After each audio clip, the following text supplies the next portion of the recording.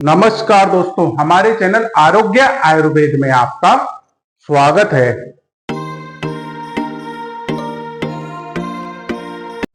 दोस्तों, आज का हमारा वीडियो काफी जानकारी वाला होने वाला है, क्योंकि ऐसी जानकारी आपको कहीं और नहीं मिलेगी। कोई भी आपको ऐसी जानकारी प्रदान नहीं करेगा। अतः इस वीडियो को अंत तक अवश्य देखिए और चैनल को सब्सक्राइब जरूर करिए। दोस्तों, आज हम आपको बीमारियों एवं परेशानियों के सामान्य नाम, उनके अंग्रेजी नाम और आयुर्वेद के अनुसार उन बीमारियों परेशानियों को क्या कहते हैं, वो नाम आपको बताने वाले हैं। यह जानकारी आपको कहीं और नहीं मिलेगी। अतः इस वीडियो को अंत तक अवश्य देखिए और कॉपी पेन लेके इस जानकारी को कहीं नोट कर लीजिए। तो चलिए शुरुआत करते हैं। सबसे पहली जो हमारी बीमारी आती है वो आती है बुखार। अब देखिए, बुखार से हम सभी परिचित होते हैं, क्योंकि हम सभी इससे प्रभावित होते रहते हैं। अब बुखार को अंग्रेजी में हम कहते हैं फीवर, ये तो हम सभी को पता है।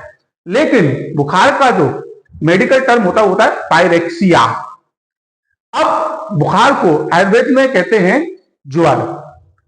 अब जो हमारी दूसरी बीमारी है वो है ठंड से आने वाला बुखार। अक्सर हम लोग कहते हैं, अरे बड़ी जोर से ठंड लगी और हमें बुखार आ गया। ऐसे बुखार को अंग्रेजी में कहते हैं एग्यू या मलेरिया, और आयुर्वेद में इसे कहते हैं शीत ज्वर। अब जो हमारी तीसरी बीमारी है वो है लंबे समय तक चलने वाला बुखार। आपने कई बार देखा होगा कि कई लोगों को बुखार काफी दिनों तक रहता है, जाता ही नहीं है। तो ऐसे बुखार को अंग्रेजी में कहते हैं क्रोनिक फीवर।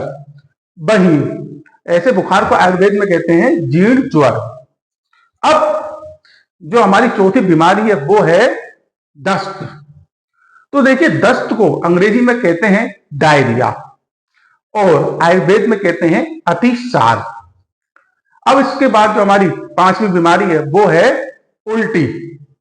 अब उल्टी को हम कहते हैं अंग्रेजी में वोमिट, और वहीं आयुर्वेद में हम इसको कहते हैं वमन। अब जो हमारी छठी बीमारी है वो है पेट से जुड़ी समस्याएं। हम अक्सर कहते हैं हमारे पेट में समस्या हो गई है। अब इसे अंग्रेजी में कहते हैं एब्डोमिनल डिसऑर्डर्स।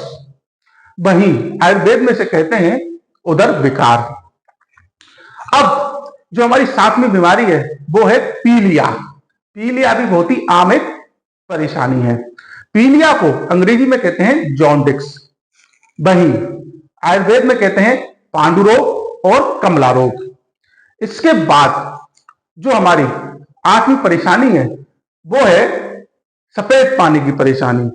लेडीजों में अक्सर ये परेशानी पाई जाती है, तो इसको अंग्रेजी में कहते हैं लिकोरिया या फिर वाइट डिस्चार्ज, और आयुर्वेद में से कहते हैं श्वेत प्रदर्श। अब जो हमारी नौवीं परेशानी है, बीमारी है, वो है सनक या पागलपन। अब इसे हम अंग्रेजी में कहते हैं मेनिया। वहीं इसे आयुर्वेद में कहा जाता है उन्माद। अब जो हमारी 10वीं बीमारी है वो है मिर्गी के दौरे आना। अब देखिए, ये भी एक आम परेशानी है। अब मिर्गी को अंग्रेजी में कहते हैं एपिलेप्सी, और आयुर्वेद में इसे हम कहते हैं अपस्मार। 11वीं जो हमारी बीमारी है वो है अधिक मात्रा में वीर्य निकलना। इसे अंग्रेजी में स्पर्मेटोरिया कहते हैं और आयुर्वेद में शुक्र में कहते हैं। अब हमारी जो 12वीं परेशानी है, बीमारी है, वो है टीबी। टीबी को अंग्रेजी में ट्यूबरक्लोसिस कहते हैं। वहीं आयुर्वेद में क्षय रोग, यक्ष्मा कहते हैं। अब हमारी जो 13वीं परेशानी है वो है लकवा। लकवा को अंग्रेजी में पैरालिसिस कहते हैं। वहीं आयुर्वेद में पक्षाघात कहते हैं। 14वीं जो हमारी बीमारी है वो है जोड़ों में दर्द एवं सूजन। ये आज के समय में आम परेशानी है और 35-40 साल से ऊपर के काफी लोग इससे परेशान हैं। इसे अंग्रेजी में अर्थराइटिस कहते हैं और आयुर्वेद में गठिया और संधिवात कहते हैं। 15वीं जो हमारी बीमारी है वो है गुर्दे की पथरी, ये भी आजकल काफी आम है। गुर्दे की पथरी को अंग्रेजी में किडनी स्टोन कहते हैं और आयुर्वेद में वक्र अश्मरी कहते हैं। अब हमारी जो 16वीं बीमारी वो है सोते समय वीर्य निकल जाना। इसे अंग्रेजी में नाइटफॉल कहते हैं और आयुर्वेद में स्वप्न दोष कहते हैं। 17वीं जो हमारी बीमारी है वो है पित्ती उठना। आपने अक्सर सुना होगा कि काफी लोग कहते हैं कि हमें पित्ती की परेशानी है, मोटे मोटे इसमें दाने से उठ जाते हैं और ये बहुत ही दिक्कत देते हैं। तो देखिए, पित्ती उठने को हमारे अंग्रेजी में कहते हैं हिप्स और आयुर्वेद में इसको कहा जाता है शीत पित्त। इसके बाद हमारी जो 18वीं जो हमारी बीमारी है वो है पेट में जलन। आपने अक्सर सुना होगा, काफी लोग कहते हैं अरे पेट में जलन हो रही है और ये आजकल काफी आम परेशानी है। तो इसे हम अंग्रेजी में कहते हैं एसिडिटी और आयुर्वेद में हम कहते हैं अम्लपित्त।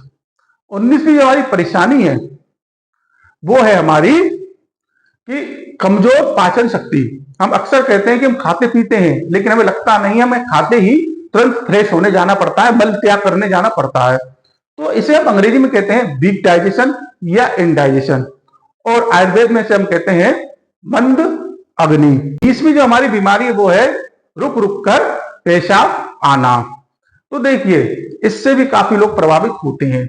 इसे अंग्रेजी में स्टेगरी कहते हैं, वहीं इसे आयुर्वेद में मूत्रकच्छ कहते हैं। तो देखिए, ये कुछ ऐसी बीमारियां हैं जिनके जो आयुर्वेद के नाम है शायद ही आपको पता हो। तो आज हमने आपको इन नामों को बताया है। ये हमारा अभी पहला पार्ट है। इसका अगला भी पार्ट हमारा आएगा जिसमें हम आगे और परेशानियों के ऐसे ही नाम आपको बताएंगे। इसलिए आप जानकारी को बनाए रखने के लिए और ऐसी जानकारी को प्राप्त करने के लिए अगर अभी तक आपने हमारे चैनल को सब्सक्राइब नहीं किया है तो चैनल को सब्सक्राइब अवश्य करिए ताकि आप ऐसे ही आसान शब्दों में जानकारी प्राप्त कर सकें। हम आगे भी ऐसे ही आपको वीडियो बनाकर जानकारी उपलब्ध करवाते रहेंगे। तब तक के लिए नमस्कार।